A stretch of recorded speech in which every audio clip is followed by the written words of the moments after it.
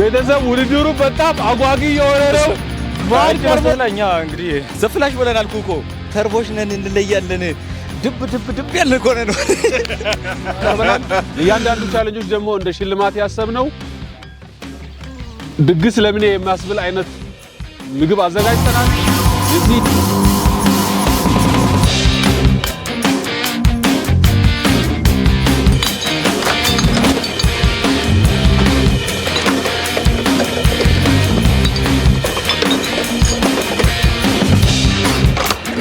ጂኬ በጣም በአሁኑ ዳጊ ሴስኮ ይችላል እያሉ ከጮሁ ከፍቼ አበላቸዋለሁ እያለ ነው። አንበላ 4 ዓመት መጾም ይችላል። አበሻ ደግሞ መራር ነው። በክብሩ ማይደራደር ግሩፕ ነው እዚህ ጋር ያለው 10 አሁን ይመታል። ፊናል ይወድቅ ነው። ዋዱ እንደከበደ ወይቱ ጋር ማይኩስ አረጋግም በላጋ አይሆንም።